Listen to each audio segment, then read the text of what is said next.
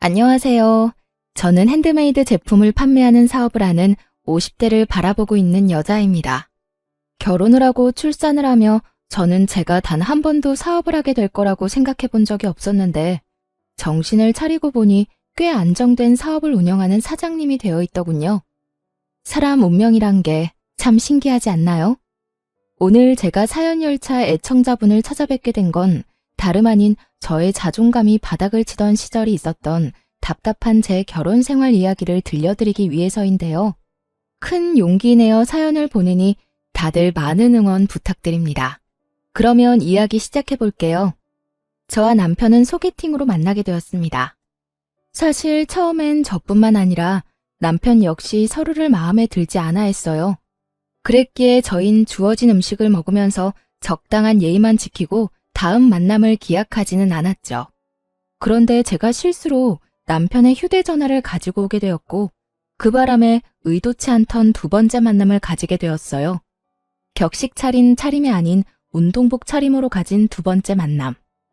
저 못지않게 남편 역시 편한 차림이었고 저흰 편한 차림만큼 가볍게 커피나 한잔하고 헤어지기로 했습니다. 그런데 소개팅이란 자리에서 벗어나 편하게 만난 남편과의 시간은 생각보다 즐겁더라고요. 남편 역시 그렇게 생각했는지 헤어질 무렵 다음 만남을 기약하게 되었죠. 그렇게 만남을 이어오다 3년이 되던 어느 날 저흰 결혼을 하게 되었고 남편과 제 사이엔 어느새 7살 아들이 자라고 있었죠. 신혼 때는 저 역시 직장 생활을 하고 있었습니다. 하지만 출산과 육아를 하며 일을 병행한다는 건 너무 힘든 일이었죠. 엄마, 나 어린이집 싫어. 가기 싫어. 도연아, 엄마도 도연이랑 헤어지는 거 싫어. 그런데 엄마도 해야 할 일이 있는걸? 엄마는 회사에 가서 일을 해야 하니까 도연이는 어린이집 가서 친구들하고 선생님이랑 조금만 놀고 있어. 엄마가 빨리 도연이 보러 갈게. 싫어. 도연이는 싫다고. 말이 터지기 시작하니 아들은 본격적으로 어린이집을 거부했고 전 결국 복직을 하고 3개월 만에 직장을 그만두게 되었습니다. 처음엔 남편도 제가 일을 그만두는 걸 반대한다거나 싫어하진 않았어요. 오히려 반기는 쪽이 가까웠죠. 아무래도 도연이 때문에 직장 생활을 더 하는 건 무리인 것 같아. 아침마다 전쟁도 그런 전쟁이 없어. 가기 싫다는 아들 떼어놓고 출근하는 내 맘도 편하지 않고. 퇴근도 늦으니까 도연이 데리러 가면 애 혼자 있을 때가 한두 번이 아니라니까. 그 어린애를 아침 일찍 데려다주고 제일 늦게 데리고 오고. 다 애를 위해서 회사 다니는 건데 정말 이게 애를 위한 일이 맞나 싶다니까. 그래서 말인데 나 회사 그만둘까 봐. 그래, 그렇게 하자. 나 혼자 본다고 우리 집이 망하는 것도 아니고. 내가 좀 더 부지런하게 일하면 괜찮을 거야. 당신은 다른 걱정하지 말고 우리 도연이나 잘 키워줘. 돈 걱정은 하지도 말고 집안일만 신경 써. 알겠지? 이렇게나 저와 생각이 통하고 든든하던 남편이었는데 시간이 지나면 지날수록 저에게 생활비로 압박을 해오기 시작하더라고요. 그것도 물가 반영은 1도 하지 않은 4년째 같은 금액으로 주는 생활비로요. 이번 달에 생활비 좀 줄이면 안 돼? 뭐? 생활비를? 안 돼. 지금 주는 것도 사실 부족해. 거기서 아끼고 또 아끼면서 겨우 맞춰나가고 있는 건 몰라? 그런데 여기서 생활비를 더 줄인다고?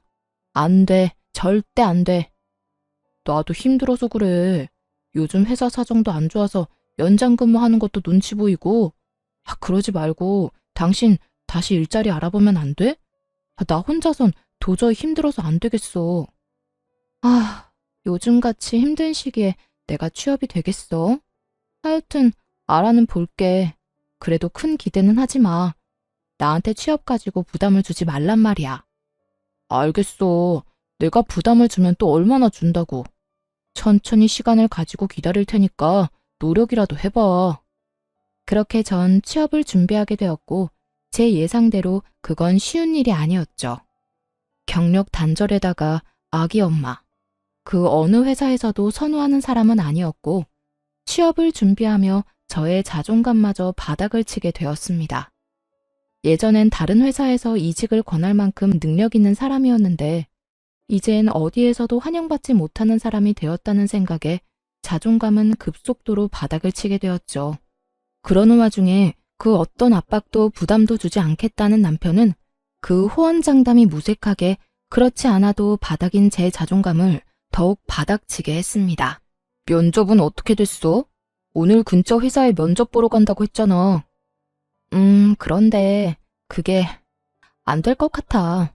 도연이 곧 8살이라고 하니까 초등학교 들어가면 엄마 손길이 더 많이 필요할 텐데 회사 일은 어떻게 할 거냐고 되묻더라고. 아, 답답하다, 답답해. 내가 더 답답하다. 어떻게 매번 그렇게 다 떨어지냐? 면접 보러 가면 좀 웃고 해. 그렇게 궁상 떨고 앉아있는데 어느 사장이 합격시켜주고 싶겠냐? 나 같아도 싫겠다. 당신 무슨 말을 그렇게... 그리고 내가 면접하러 가서도 이러고 있겠어? 지금이야 매번 면접에서 떨어지니까 속이 상해서 이런 표정인 거고 면접에선 나도 밝은 표정으로 있다고. 하여튼 말이라도 좀 예쁘게 하면서 위로라도 해주면 안 돼? 그렇지 않아도 속상하고 자존감도 떨어지는데 당신까지 꼭 그렇게 후벼 파야 속이 시원하냐고. 당신이 잘못해서 면접 떨어져 놓고 왜 나한테 화풀이야? 엄한데 화풀 생각 말고 저녁이나 차려. 돈 못 벌면 밥이라도 제때제때 차려내란 말이야. 남편은 매번 떨어지는 면접에 상심이 큰 저를 위로하기는커녕 비아냥대며 저의 속을 뒤집어 놓기 일쑤였고 전 그런 남편에게 마음이 상할 대로 상해버려 점점 입을 다물게 되었죠. 그럴수록 남편이 점점 더 저를 무시하기 시작했고 어느새 저흰 눈만 마주쳤다 하면 서로를 깎아내리기 바쁜 사이가 되어버렸어요.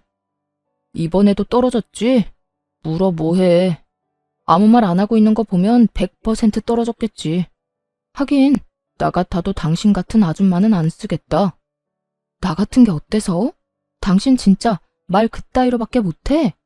그리고 내가 이렇게 아줌마 된 게 다 누구 때문인데? 누구 때문인데? 설마 나 때문이라고 할 건 아니지? 당신이랑 결혼하고 애 낳고 집안일 하느라 경력 단절된 건 생각도 안 하나 봐. 내가 만약에 일 안 쉬고 당신처럼 일했으면 아마 모르긴 몰라도 업계 최고 대우 받으면서 일했을 거야. 그건 당신 생각이고, 그리고 그렇다고 한들 그게 무슨 소용이야? 지금은 취업도 못하고 집에서 밥이나 축내는 밥순인데 말이야. 뭐? 밥순이? 참나 기막혀서. 그러는 너는 뭔데? 밥순이한테 밥이나 빌어먹고 사는 너는 뭐냐고. 뭐? 밥이나 빌어먹어? 너 지금 말 다 했어? 됐다. 말을 말자. 내가 무식한 여팻네랑 무슨 말을 하겠어? 이렇듯 끝은 무식한 여팻네였고 전 여팻네 말만 들으면 치가 떨릴 정도로 무시를 당하고 있었습니다. 그렇게 무시가 일상이 되던 어느 날 친정엄마의 생일이 다가왔고 전 늘 그렇듯 돈을 뽑아 봉투에 돈을 넣고 있었어요. 다른 때는 1년에 한 번 드리는 용돈이기에 시댁 친정 구분 없이 50만 원씩 드리고 있었지만 남편 놈과 돈과 취업 때문에 다툼이 잦은 시기라 눈치가 보이더라고요. 그래서 고민하다 30만 원만 마련하게 되었고 그 돈을 봉투에 넣고 있었죠. 고작 30만 원에도 이렇게 눈치를 보고 살아야 하느냐는 마음에 참 속이 상하더라고요. 서럽기도 했고요. 말이야 바른 말이라고 육아하고 살림 사는 걸 시급으로만 따져받아도 이렇게 부모님 용돈 드리는 것까지 눈치 볼 일은 없었을 텐데 이딴 남편을 둔 가정주부들의 한탄스러움이 정말 무엇인지 단번에 느껴지는 날이었습니다. 그렇게 한탄스러우면서도 남편의 눈치나 살펴야 하는 저 자신과 처지가 싫기도 했고요. 그렇게 한숨을 푹푹 내쉬며 봉투를 준비하는데 남편이 방으로 들어오더라고요. 방으로 들어온 남편은 그냥 저를 스쳐 지나가는가 싶더니 제 손에 들린 봉투를 보곤 걸음을 멈춰 저에게 물어오더라고요. 웬 돈이야? 전혀 아무것도 모른다는 표정에 저는 반사적으로 고개를 들어 남편을 노려봤고 저의 눈빛에 의아해하던 남편은 이내 엄마의 생일이란 게 떠오른 듯 재빨리 말을 하더라고요. 아, 장모님 생신이지? 이번 주 주말에 같이 밥 먹기로 했어. 시간 괜찮지? 주말에? 나 안 돼. 당직 잡혀서 회사 나가봐야 해. 진작 말해주지. 일찍 알았으면 다른 사람이랑 미리 바꿨을 텐데. 당직이라 사실 알고 있었어요. 당직이 아니라는 걸 말이에요. 남편은 평소 가지고 다니는 수첩에 당직 날은 습관적으로 표시해두곤 했는데 엄마 생일이 있던 달이라 미리 남편 수첩을 확인했었거든요. 그래서 그날로 엄마와 약속을 잡은 거였기도 하고요. 하지만 남편은 당직이라며 저를 속였고 전 그 거짓말에 속아 넘어가기로 했습니다. 그 당시 남편과 전 사이가 너무 좋지 않았고 그런 남편과 함께 식사 자리를 가서 아무리 사이 좋은 척을 해봤자 저의 모든 걸 다 알아차리는 귀신 같은 엄마가 모를 리 없을 테니까요. 그래? 뭐 어쩔 수 없지. 엄마가 당신 좋아하는 중식당 가자고 해서 예약해놨는데 취소하고 한식당으로 가야겠다. 사실 엄마는 중식보단 한식 좋아하시잖아. 한식당 갈 바엔 그냥 집에서 대접해. 괜히 나가서 식당에 돈 버리지 말고. 그리고 친정에 주는 용돈도 좀 줄여. 우리 형편에 50만 원이 가당키나 해. 아무리 1년에 한 번 주는 용돈이지만 요즘 같을 때는 너무 부담이야. 제가 알아서 30만 원을 챙겼을 때의 기분과 남편이 강요하는 상황의 기분은 정말이지 천지 차이더군요. 부담인 거 다 아는데 그래도 굳이 말을 그렇게 해야 해? 그리고 당신이 그렇게 말하지 않아도 30만 원만 뽑아왔어. 어련히 알아서 하지. 내가 당신이 그렇게 힘들다는데 50만 원씩 뽑아왔겠어? 잘했다 칭찬까진 바라지 않았어도 적어도 제가 이렇게까지 말한다면 최소한 침묵이라도 해줄 거라 생각했는데 그건 정말 저의 큰 착각이었더라고요. 30만 원을 드린다는 제 말에 남편이 화를 내며 펄쩍 뛰기 시작했으니까요. 뭐? 30만 원? 그것도 너무 많지. 10만 원만 드려. 아니, 그건 너무 심한가? 그래, 인심 썼다. 15만 원. 15만 원 드리고 식사 대접도 우리 집에서 해. 당신이 다 만들면 되잖아. 뭐? 너 진짜 양심 어디 갔니?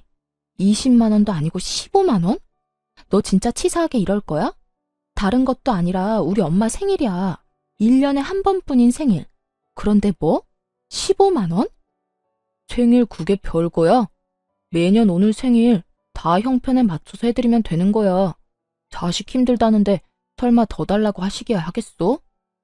형편 같은 소리 한다. 다른 건 몰라도 30만 원은 드릴 거니까 그런 줄 알아.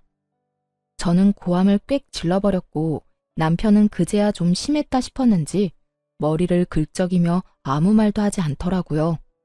그런 남편을 보고 있는데 정말 이혼이란 말이 목끝까지 차올라 금방이라도 툭하니 튀어나올 것만 같았어요. 하지만 그 순간 안방에 걸린 가족 사진이 보였고 그곳에 행복하게 웃고 있는 아들의 얼굴이 제 시야에 꽂혔죠. 돌싱남 돌싱녀들이 TV에 나와 새로운 인연을 찾아 나설 만큼 흠이 아닌 세상이 되었지만 자식이 있으니 이혼이 쉽지만은 않더라고요.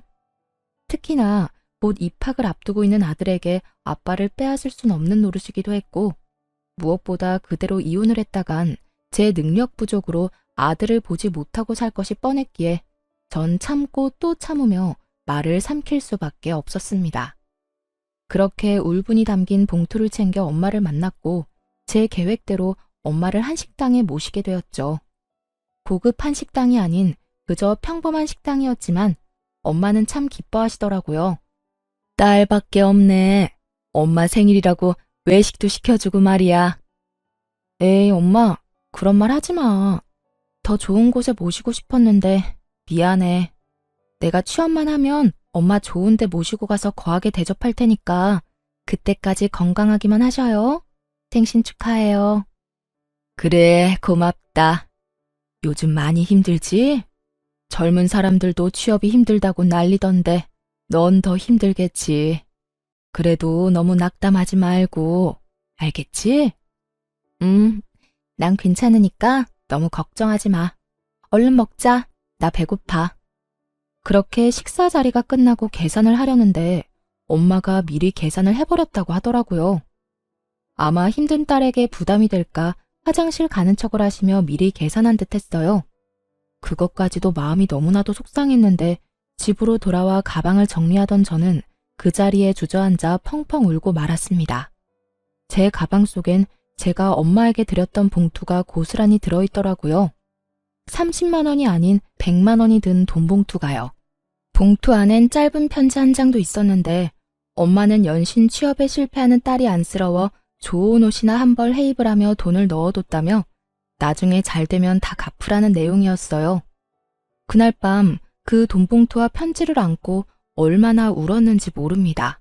죄송하기도 하고 서럽기도 해서요.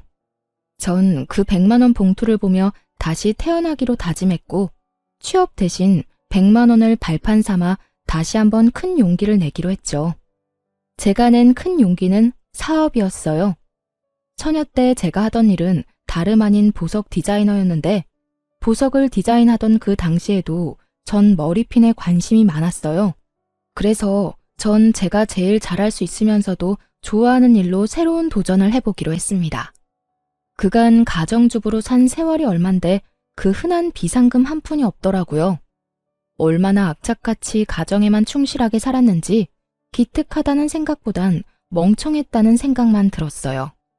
제 수중에는 부모님이 주신 100만 원이 전부였고 그 돈으로 머리핀 재료들을 구입해 핸드메이드 제품을 만들어 팔기 시작했습니다. 처음엔 제품 종류가 많진 않았어요. 하지만 하나 둘 사간 고객분들의 재구매율이 높아지며 매출이 올라가기 시작했고 감사하게도 입소문들을 내주셔 점점 주문수가 늘어갔어요. 그러다 제가 머리핀을 판매한다는 이야기를 들은 아들의 유치원 원장님이 대량 구매를 해주신 것도 모자라 원생들과 학부모님들께 선물로 나눠주시며 그 인기는 절정에 다다르게 된 것이었죠. 그렇게 100만 원으로 시작한 사업은 어느새 온종일 제품을 만들어도 모자랄 만큼 주문이 넘쳐나고 있었습니다. 혹시나 망할 수도 있는 일이고 혹여나 그렇게 된다면 또 남편에게 모진 말들을 들을 수 있으니 굳이 남편에게 알리지 않고 시작했었거든요. 그런데 저의 사업은 어느새 작업실을 따로 얻어야 할 정도로 규모가 커져 있었죠.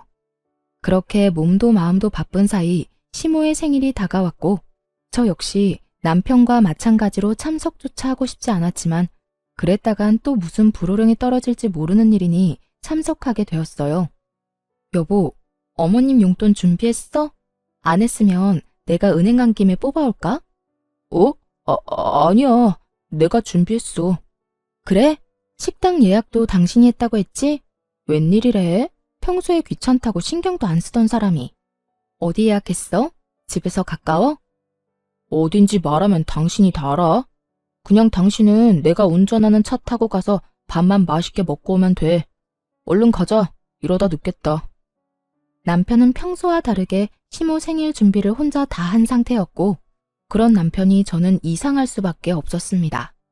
그도 그럴 것이 지난 결혼 생활 동안 친정은 물론이고 시댁일에도 남자가 뭘 아냐고 하며 귀찮은 일은 전혀 나서지 않던 남편이었으니까요. 하지만 이런 저의 의아함은 약속 장소에 도착하고 난 후 다 풀리게 되었죠. 남편이 시모 생일이라고 예약한 식당은 고급 한식당으로 유명한 곳이었기 때문이었죠. 저에겐 돈이 아까우니 엄마 생일상을 집에서 차려주라던 남편놈은 제가 돈이 없어 차마 모실 생각도 못한 한식당에서 제일 비싼 코스로 예약했더군요. 아무리 자기가 번 돈으로 자기 부모한테 쓴다고 한들 이토록 차이나게 대접할 거라곤 상상도 못했던 터라 그 배신감은 더욱 크게 다가왔습니다. 거기에다 용돈 봉투까지 두둑하게 준비해 제 앞에서 시모에게 건네는데 정말 눈이 돌아버릴 지경이었어요. 엄마, 여기 용돈 필요한데 쓰세요. 생신 축하드려요. 어머, 아들. 정말 고맙다. 그렇지 않아도 요즘 여기저기 쓸 데가 많았는데 역시 우리 아들뿐이야. 그런데 봉투가 좀 두껍다. 작년보다 훨씬 많은 것 같은데 요즘 우리 아들 벌이가 좀 되나 봐. 경기 안 좋아서 다들 힘들다고 난리던데. 역시 우리 아들 능력도 좋아. 에이, 얼마 안 돼요. 내년 생신 땐 더 드릴 수 있도록 노력할게요. 말이라도 고맙다, 아들. 화기애애한 그 분위기 속에서 진심으로 웃지 못하는 건 저뿐이었습니다. 우라가 치밀어 올라 당장이라도 그 상을 엎어버리고 싶은 걸 그야말로 죽을 힘을 다해 참고 또 참았어요. 그 순간 제가 표정 관리를 어떻게 했는지, 무슨 말을 어떻게 했는지 기억이 나지 않을 정도니까요. 전 그만큼 화가 나 있었고 남편에 대한 분노로 치가 다 떨릴 지경이었어요. 그렇게 인고의 시간이 지나고 집으로 돌아온 저는 그야말로 개거품까지 물며 남편에게 따져 물었어요. 너 진짜 이럴 거야? 이렇게 치사하게 나올 거냐고. 정말 화가 나는 게 남편의 태도였어요. 저는 화가 치밀어 올라 거품까지 물며 따지는데 남편은 정말로 아무것도 모르겠다는 표정과 목소리로 저에게 왜 난리를 부리냐고 하더라고요. 내가 뭘 어쨌다고 이 난리야? 전 이런 남편의 태도에 더욱 화가 났고 그간 쌓아왔던 울분을 토해냈죠. 몰라서 물어? 식당부터 시작해서 용돈까지. 우리 엄마 생일 때 너 뭐라고 했어? 돈도 없는데 집에서 모시라면서. 그리고 용돈은 또 어떻고. 20만 원도 아까우니까 15만 원 주라고 그렇게 화를 내놓고선 오늘 어머님께 드리는 거 보니까 적어도 100은 돼 보이더라. 어떻게 그렇게까지 차별을 할 수가 있어? 뭐든 적당히 해야지. 네 엄마만 부모고 내 엄마는 남이다 이거니? 엄연히 따지면 남이 맞잖아. 그리고 당신 엄마는 당신이 챙기고 우리 엄마는 내가 챙기는 게 당연한 거잖아. 당신은 오히려 나한테 고마워해야 해. 당신이 장모님한테 드린 용돈도 내 돈으로 드린 거잖아. 그러니까 지금 당신이 나한테 화낼 게 아니라 고마워해야 하는 거라고. 30만 원이든 15만 원이든 그게 얼마든 당신이 나 없었으면 그 돈을 줄 수 있었을 거라 생각해? 뭐? 당신 진심이야? 정말 진심으로 그렇게 생각하고 있는 거야?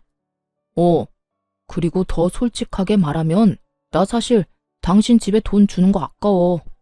형편이 좋으면 몰라. 솔직히 나 혼자 벌어서 양가 다 챙기는 게 쉬운 줄 알아?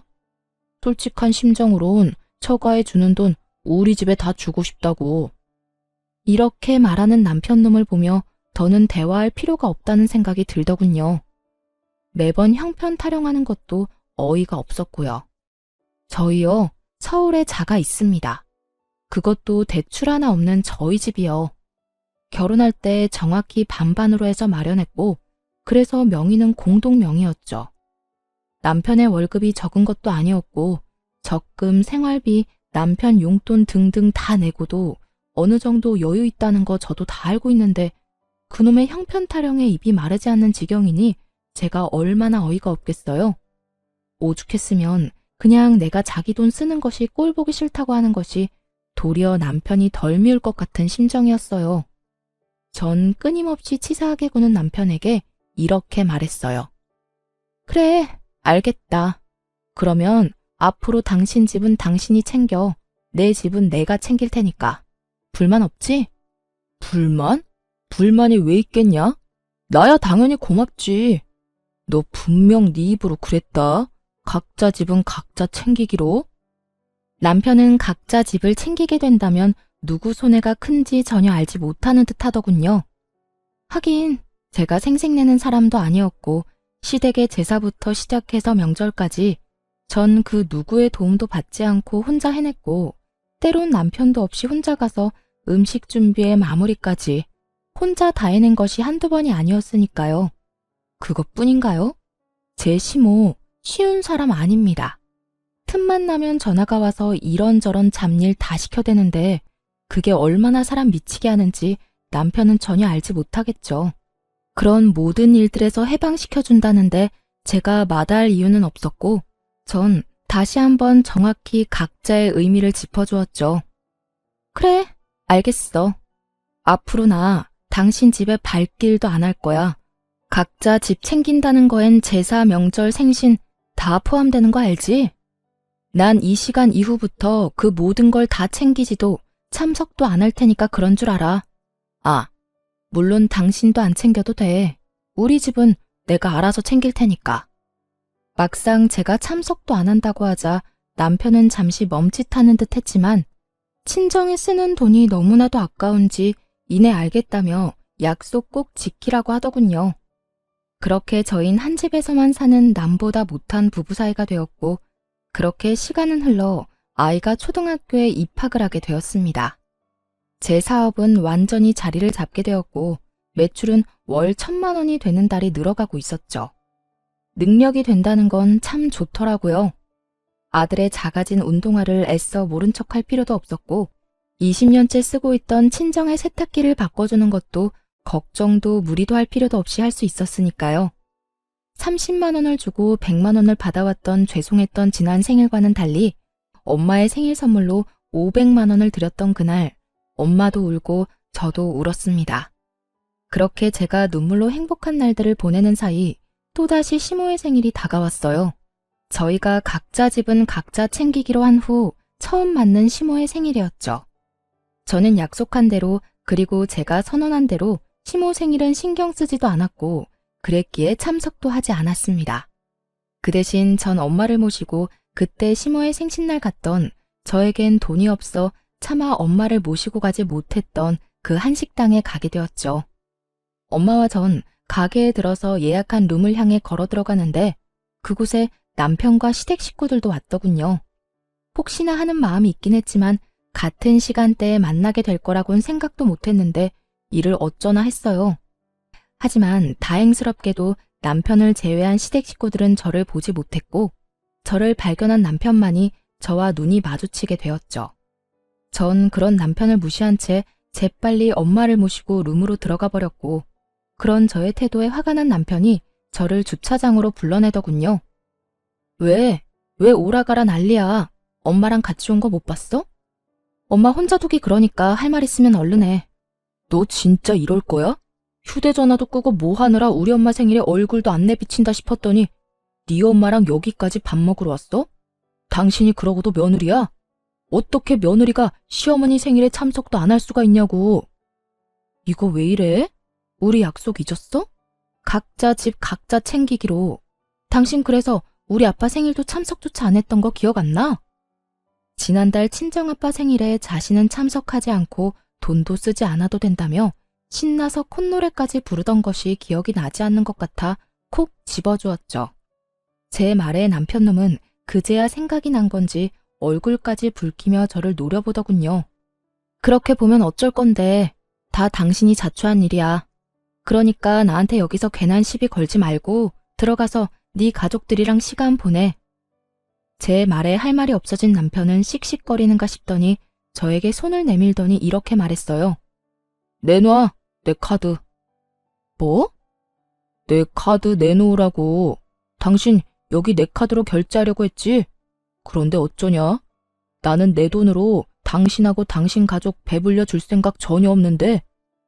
사람이 변해도 어떻게 이렇게까지 변할 수가 있는 것인지 그 순간 저는 이때껏 왜 이런 남자와 뭐 때문에 함께 살았나 하는 생각이 다 들더군요. 전 남편의 손에 카드를 던져주다시피 돌려주며 이렇게 말했어요. 아 그래? 이까지 카드 한도 얼마나 된다고 이 난리야?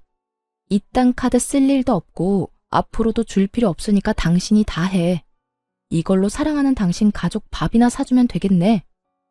제 말에 남편은 코웃음까지 치며 이렇게 묻더라고요. 뭘 믿고 이러는 거야? 어디 취업이라도 했어? 네, 그래요. 전 그때까지도 제가 사업을 하고 있으며 그 사업으로 대박이 났다는 사실을 알리지 않고 있었어요. 아니, 정확히는 알릴 수가 없었죠. 남편놈은 저와 한바탕 하고 난 후 생활비조차 주지 않고 있었고 그렇게 무책임하게 굴면서도 단 한 번 저에게 돈이 필요하지 않냐고 묻지도 않았으니까요. 그런 남편에게 굳이 제가 알릴 필요도 알릴 틈도 없었던 겁니다. 취업은 무슨? 내가 어떻게 취업을 하겠어? 틀린 말은 아니었어요. 사업으로 성공을 하게 됐지만 취업에 성공한 건 아니었으니까요. 제 말을 들은 남편은 더욱 의아하다는 얼굴로 저에게 따져 묻기 시작했어요. 그러니까 내가 생활비도 안 주는데 네가 무슨 돈이 있어서 여기를 왔냐고. 당신이 생활비 준 게 언제인지 기억도 안 나는데 그동안 생활은 걱정은커녕 아들 용돈 한번 걱정하는 법이 없더니 고작 식사 한 끼 네 돈으로 사줄까 봐 걱정은 되는가 봐. 그래, 여기가 얼마나 비싼 식당인데 당신 같으면 걱정 안 되겠어? 걱정하지 마. 나 취업은 못했는데 사업이 대박이 났거든. 그래서 우리 엄마 모시고 여기 정도 올 돈은 있어. 뭐? 사업? 당신이 무슨 사업이야. 집에서 살림만 하던 여자가 사업은 무슨. 괜히 자존심에 나한테 거짓말하는 거지? 그래, 그거네. 자존심이 밥 먹여주는 거 아니니까 거짓말 그만하고 지금이라도 장모님이랑 빨리 나가. 여기 정말 비싸다니까.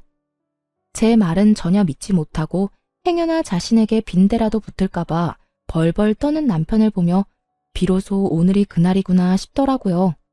저희가 그 긴 세월의 인연을 끝내고자 이혼을 말하게 되는 날 말입니다. 엄마랑 내 밥값은 내가 알아서 해결할 테니까 당신은 신경 쓰지 마. 아니다. 그냥 마음대로 생각해라.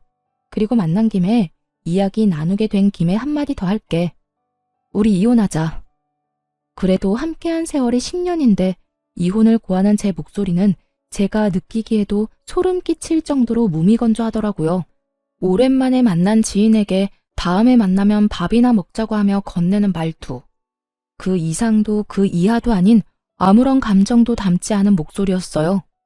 그런 저의 말투와 태도 그리고 표정에 남편은 심각한 얼굴로 되물어 오더군요. 이혼? 그게 무슨 말이야? 갑자기 이혼은 무슨? 당신 어디 아파? 제정신 아니지? 갑자기라고 하더군요. 남편에겐 갑자기인 그 이혼이 저와 아들에겐 갑자기가 아니었는데 말이죠. 어느 날 아들이 진지한 얼굴로 저에게 이렇게 말하더라고요. 엄마 그냥 아빠랑 이혼하면 안 돼요? 어? 이혼? 너 이혼이 무슨 뜻인 줄 정확히 아는 거야? 엄마, 나 초등학생이야. 그 정도는 충분히 안다고. 안다는 애가 이혼하라는 말을 어떻게 엄마한테 할 수가 있어? 왜? 무슨 일 있어?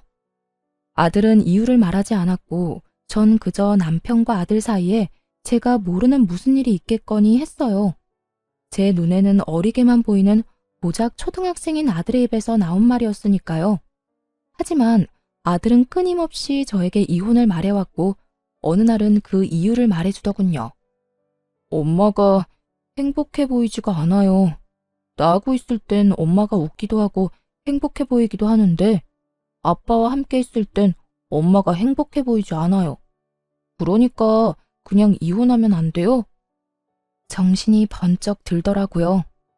저는 아들 때문에 저런 남편이라도 붙잡고 살았던 것인데 아들은 저를 위해 저런 아빠를 참고 있었던 사실을 알게 되었으니까요. 그 후로 전 아들과 함께 많은 대화를 나눴고 그렇게 이야기를 나누고 상의한 결과 남편과 이혼하기로 했던 것이었죠. 이런 사실을 언제 남편에게 말하나 싶었는데 남편이 그날을 정해주니 저는 그저 남편에게 말할 수밖에요. 나 안 아파. 정신도 멀쩡하고. 그러니까 이혼하자. 당신도 사실 가정에 미련 없잖아. 나도 마찬가지야. 당신이랑 사는 거 많이 지쳤고 당신한테도 아무 감정 없어. 이런 결혼 생활이 무슨 의미가 있겠어. 그러니까 우리 여기서 그만하자. 여전히 무미건조한 제 말에 남편은 알턴이 빠진 사람처럼 홀가분한 표정을 지어 보이며 이렇게 말하더군요. 그래, 그러자. 차라리 잘 됐어.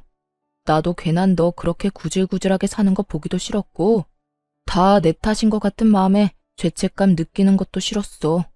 그래, 이혼해. 그래, 그러면 이혼하는 걸로 알고 가볼게. 엄마 기다려. 그렇게 저흰 각자 부모님에게로 돌아갔고 무사히 식사 자리를 마쳤습니다. 저는 식사가 끝나고 차를 한 잔 마시며 엄마에게 모든 사실을 털어놓았고 엄마는 이렇게 말씀해 주시더라고요. 대충 눈치는 채고 있었어. 어느 순간부터 처가인 발걸음도 하지 않고 네가 많이 힘들어 보였거든. 그래서 걱정 많이 했는데 그래도 이제 엄마는 걱정 안 해. 그땐 많이 힘들어 보였는데 이혼한다고 말하는 지금의 너는 후련해 보이거든. 잘 결심했어. 네가 행복할 수만 있다면 그게 이혼이든 뭐든 엄마는 환영이야. 이 엄마가 응원할게. 엄마는 저의 앞날을 응원해 주셨고 생각보다 좋은 분위기에서 식사 자리를 마칠 수 있었죠. 하지만 이런 저희 집과는 달리 시댁은 난리가 난 듯 하더라고요. 집으로 가기 위해 주차장으로 가니 시모가 고래고래 소리를 지르며 제 욕을 하고 있는 꼴을 보아하니 말이에요. 그년이 이혼하자고 했다고? 그래, 그까짓 이혼해. 애는 애 엄마한테 키우라고 하고 양육비는 월 20만 원만 줘. 그리고 애는 우리가 보고 싶을 때마다 본다고 하고. 알겠어? 어디 땡전 한 푼도 못 버는 거 그래도 애 엄마라고 참고 살게 해줬더니 뭐? 이혼? 그까짓 이혼 당장 해라. 그게 요즘 사업한다나 봐. 꽤 잘 되는 것 같던데. 그러고 보니 하고 다니는 것도 좀 바뀐 것 같기도 하고. 집에서 놀고 먹던 게 사업이라고 해봤자 그게 뭐 잘 되겠니? 다단계는 아닌지 몰라. 사업을 하든 취업을 하든 그 물건 못 쓸 물건이니 이혼해. 이런 대화는 저는 물론이고 친정엄마까지 듣게 되었고 엄마의 표정은 좋지 않았습니다. 저 옆앤내가 누구한테 감히 욕짓거리를 하는 거야? 내가 진짜 저 옆앤내를? 엄마, 참아. 여기서 흥분해봤자 좋을 거 하나 없어. 괜히 말 섞지 말고 그냥 가자. 무시가 답이니까. 엄마를 달래며 잡아끄는 행동과는 다르게 당장이라도 달려가 내 수익이 월 1,000이다 라고 외치고 싶었지만 그렇게 한다고 한들 뭐가 남겠어요? 전 말로 하는 대신 그들을 지나쳐 제 차에 올라탔고 그 순간 그 사람들의 눈빛을 아직도 기억합니다. 뭐니? 쟤 도연애미 아니니? 저거 비싼 차 아니야? 쟤가 왜 저 차에 타는 거야? 그러게. 저 차 1억짜린데 엄청 비싼 차인데 왜 저기에. 여보, 여보. 남편은 제 차 문을 붙잡고 늘어지더라고요. 이거 나 차 출발하려는 거 안 보여? 죽고 싶어서 환장했어? 그게 아니라 이거 정말 당신 차야? 당신 정말 대박이라도 난 거야? 말했잖아. 나 대박 났다고. 그러게 잘 좀 하지 그랬어. 사람 말도 좀 믿고. 여보, 우리 이야기 좀 하자. 아까는 내가 말이 심했지? 미안해. 이제 와서 미안? 웃기지도 않는다 진짜. 다 됐으니까 저리 꺼져. 전 남편을 있는 힘껏 밀어버리고선 그대로 차를 몰고 주차장을 빠져나왔어요. 룸미러를 통해 보니 남편은 거의 울 것 같은 얼굴로 제 차를 쫓아오다 넘어져 버렸고 시모는 자리에 털썩 주저앉아 있더군요. 그 후로 저는 바로 이혼을 진행했고 남편은 그제야 끝까지 저에게 매달리더라고요. 여보, 우리가 이혼은 무슨 이혼이야. 내가 바람을 피운 것도 아니고 당신한테 나쁜 짓을 저지른 것도 아니고 이까진 일로 이혼한다고 하면 사람들이 다 비웃는다고. 사람들이 뭐라고 하든 난 상관없어. 그리고 당신이 나한테 한 행동이 외도하고 다른 게 뭔데? 당신은 말로 나한테 상처를 줬고 행동으로 나한테 배신감을 안겨줬어. 난 더는 당신을 사랑하지 않고 당신 같은 사람을 믿지도 않아. 여보, 내가 미안해. 나 정말 반성 많이 하고 있다고. 그래, 우리 도연이. 당신은 도연이 생각 안 해? 도연이가 아빠 없다고 손가락질 받길 바라는 건 아닐 거 아니야. 나도 그것 때문에 참고 살았는데 당신 아들 도연이가 제발 나더러 당신하고 이혼하라고 하더라. 뭐? 우리 아들이? 우리 아들이 왜? 거짓말이지? 도연이가 그랬을 리가 없잖아. 도연이가 내가 불행해 보인대.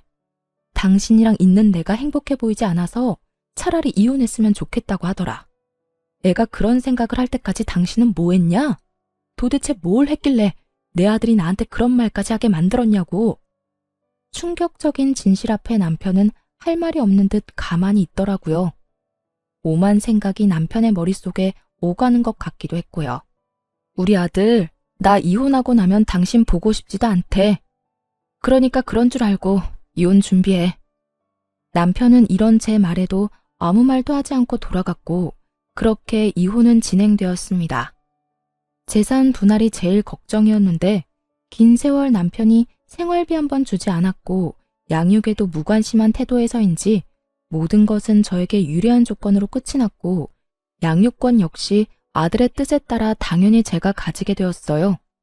아들은 강력하게 아빠는 보고 싶지 않다는 자기 의사를 전했고 그 덕에 전 남편은 아들의 얼굴조차 제대로 볼 수 없는 처지가 되었습니다. 그렇다고 해서 전 남편의 처지가 불쌍하다거나 안쓰럽다거나 그런 감정은 전혀 들지 않더라고요. 마지막으로 본 전 남편의 충격적인 얼굴이 신경 쓰이긴 했지만 평소 남편은 아들에 대해 이렇다 할 정도의 정이 없던 사람이었으니까요. 이혼을 하며 알게 된 사실인데 전 남편의 말이 씨가 된 것인지 전 남편의 회사가 정말로 힘들어져 인원 감축에 들어가게 되었다고 하더라고요. 그 결과 평소 능력이 없던 남편이 잘리기 직전이란 말을 듣게 되었죠. 거기에다 그간 전 남편에게 뭐든 넙죽넙죽 잘 받던 전 시모는 막상 전 남편이 이혼한 것도 모자라 회사까지 잘려 전 시댁에 신세를 질 위기에 놓이자 딱 잘라 안 된다며 내쫓아버렸다고 하더군요. 이러한 사실은 전 시모의 입을 통해 직접 듣게 되었죠. 무슨 일로 전화까지 주셨어요? 저 이제 어머님 며느리 아닌데요. 나라고 전화하고 싶어서 한 줄 아니? 네 남편 여기 왔다 갔다. 제 남편 아니고 어머님 아들이요. 저 이혼한 거 잊었어요? 그래, 내 아들. 방금 너랑 이혼하고 회사까지 잘린 내 아들 왔다 갔다. 꼴을 보아하니 마땅히 오갈 데도 없는 것 같더구나. 그렇다고 내가 나이가 몇 살인데 이 나이에 아들까지 끼고 살 순 없는 노릇이라 그대로 내쫓았다. 잘하셨네요. 그런데 그걸 왜 저한테 말하세요? 저는 궁금한 적도 알고 싶지도 않은데요. 말버릇하고는... 에휴, 너 화난 거 나도 안다. 그런데 들어보니 너도 잘한 거 하나 없더구나. 그러니 너도 이쯤하고 그만 아범 데리고 가거라. 아무리 밉다고 해도 네 새끼 아빠인데 저대로 둘 수는 없는 노릇이지 않니? 내가 보아하니 반성 많이 한 듯하니 데리고 가서 잘 구슬려서 데리고 살아. 알겠니? 이혼한 지가 언젠데 왜 그때까지 제게 시모짓거리를 하려고 하는지 이해가 되지 않더라고요. 하긴 애초에 이해가 되는 사람이었다면 자기 아들이 저에게 그딴 식으로 굴 때 가만히 보고만 있지도 않았겠지만요. 전 그때까지 큰 착각을 하고 있는 시모에게 단호하게 한마디 해주고 전화를 끊어버렸습니다. 어머님, 아니, 아줌마, 전 분리수거도 안 되는 그딴 쓰레기 필요 없어요. 제 아들도 더 이상 아빠가 필요 없다고 하고요. 뭐? 너 지금 나한테 아줌마라고 했니? 어디서 건방지게 어른한테 그딴 투로 짓거리는 게야? 제가 이혼한 지가 언젠데 언제까지 어머님이라고 불러드릴 거라 생각했어요. 말이야 바른 말이라고 이젠 아무 관계도 아닌데 아줌마가 맞지 않나요? 저요, 바빠요 아줌마. 일도 해야 하고 아들도 키워야 하고요. 그러니 이딴 일로 연락하지 마세요. 더는 목소리도 듣고 싶지 않네요. 끊을게요. 전화를 끊어버린 저는 전화번호를 바꿔버렸고 혹시 하는 마음에 아들 역시 번호를 바꿔버렸습니다. 그렇게 그 지긋한 인연도 끝이 났어요. 그 후 저는 아들과 함께 잘 살고 있습니다. 이혼을 하고 난 후 제법 자란 아들이 저에게 이런 말을 해주더라고요. 엄마, 이제 정말 엄마가 행복해 보여. 그래서 나도 행복해. 그러니까 엄마, 앞으로도 많이 행복해 해줘. 나도 행복하게 말이야. 아들, 고마워. 사랑해. 나도 사랑해, 엄마. 그 말에 왈칵 눈물이 쏟아져 내리더라고요. 품 안에서 울고 웃던 아들이 어느새 자라 엄마의 행복이 자신의 행복이라 말하는 걸 보며 눈물이 나기도 했고 행복함에 웃음이 나기도 했으며 아들에게 참 고맙기도 했습니다. 만약 그 힘든 시절 아들의 말이 아니었다면 저는 어떻게 됐을까요? 그 쓰레기 같은 인간과 부부란 이름으로 아무 의미 없는 관계를 유지하며 제 인생을 갉아먹고 있지 않았을까요? 그 모든 것이 아들을 위한다는 큰 착각 속에서 말이죠. 그 삶은 결코 행복하지 않았을 뿐더러 끝도 없는 불행에 저는 병들어갔을 겁니다. 여러모로 아들의 존재가 오늘따라 더 감사하게 느껴지네요. 전 앞으로도 아들을 잘 키우는 것은 물론이고 힘들게 자리 잡은 제 사업이 흔들리지 않게 잘 유지하며 제 행복을 위해 살아갈 예정입니다.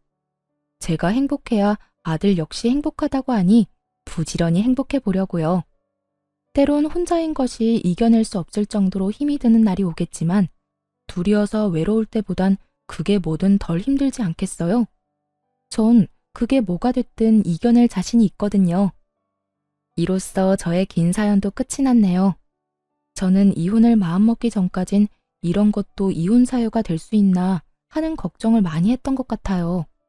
그 어느 날 전 남편이 했던 말처럼 남편은 외도를 저지른 것도 저에게 폭력을 행사한 것도 아니었으니까요. 하지만 이혼을 진행하며 변호사와 많은 상담을 했는데요. 평생을 함께 살아가야 할 동반자가 내게 무시와 멸시를 밥 먹듯이 한다면, 또 처가와 시가를 대놓고 차별한다면 그것 또한 저와 제 아들에게 정신적 가해가 될 수 있다는 것을 깨달았습니다. 제가 이런 말까지 하는 이유는 세월이 많이 변해도 집에서 육아하며 집안일 하시는 많은 분들 중에 아직도 저처럼 무시당하며 눈치를 보며 사시는 분들이 많이 있더라고요. 가정주부 여러분, 육아와 집안일도 엄연한 일입니다. 가정에서 가장 중요한 일이죠. 그러니까 너무 눈치 보고 주눅이 들어 살지 마세요. 할 말은 하고 살자고요. 그럼 저는 이만 물러가 볼게요. 긴 시간 함께 해주신 모든 분들 감사합니다. 행복하세요.